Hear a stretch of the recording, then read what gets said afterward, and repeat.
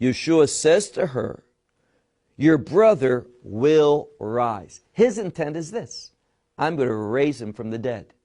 And what does she say? Martha says to him, I know that he will rise in the resurrection on the last day. You see, she wasn't expecting it that day. She was saying, you know, I know in the last days there is that general resurrection, and my brother, he will be part of that. He's a man of faith. He believes in the God of Israel. He believes in the promises of the prophets. He believes in the covenant of Abraham. So he'll be in that resurrection on the last day. But notice what Yeshua says to her.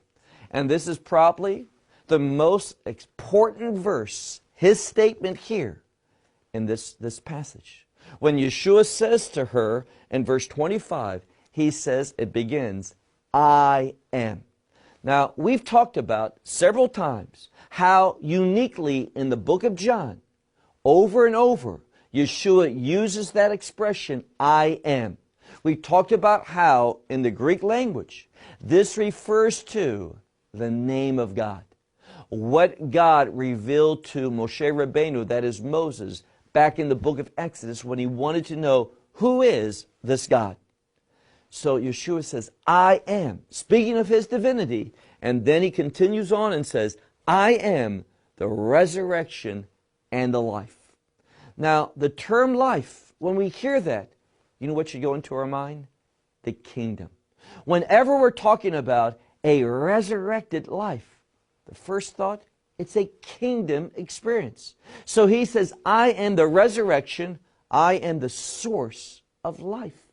And that life that I raise people to is a kingdom experience. So once again, middle of verse 25, I am the resurrection and the life. The one believing in me, even though he dies, and now we're talking about death in the physical, even though his body wears out, even though he breathes his last, it says, if he should die, he will live. And all the ones who are alive and believing in me, that's the key. If you believe in him, you shall never, this one it says, should never die, but live forever. Now, the second time he speaks of death, he's speaking about that separation, eternal separation from God. And the promise is this: we who are alive and believing in him, see, we only have an opportunity to come to faith in this life, not after we die. So he says, if one's alive and believing in him, in Messiah Yeshua, this one shall never die, ever. And it's speaking about his soul will never be separated from God. Now, he says, do you believe this? And she responds, still speaking about Martha, she responds and says to him, this word in Greek, nai, which is yes with a boldness, yes with an emphasis. She says, yes, Lord, I believe that you are the Messiah, the Son of God. Now here again, what is being emphasized here is not just that he's Messiah, but that Messiah is divine. Therefore, he has absolute authority. He has eternal power. And that eternal power is a kingdom power, because the kingdom never shall end. And she's saying, yes, Lord, I believe that you are the Messiah, not just a leader, but that you are the Son of God, the one who is coming into the world. And these things she said, after saying them, she went away and she called Mary, her sister. But she did so privately. She did so secretly. And she says, look now at the end of verse 28, the teacher, he has come and he calls you, verse 29. And that one, speaking of Mary, that one, when she heard, she got up quickly. Now, she responded. Now, don't miss the simple teachings of this passage.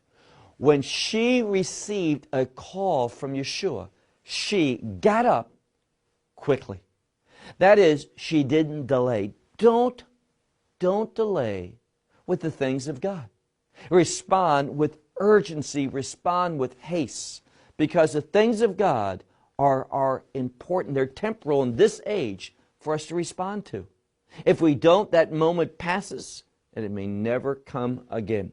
So this woman, Mary, she gets up quickly and she comes to him, so that Yeshua, he had come not yet into the village, but he was in the place where he had met Martha. Therefore, look at verse 31. Now, we've already talked about the fact that there were those of the Judeans, these leaders, and they left Jerusalem.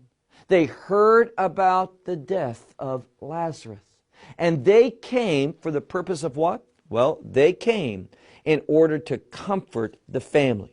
So when they, being there, saw that Mary had got up quickly, they also got up and followed her, and saying that she goes away to the tomb in order to cry there. Therefore, verse 32, Mary, when she came to the place where Yeshua was and saw him, she fell at his feet.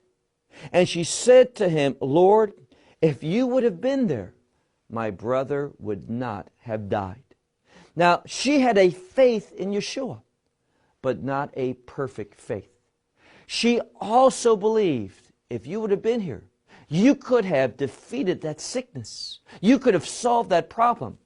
But did she really believe that Yeshua was able to solve the problem of death, to have victory over death?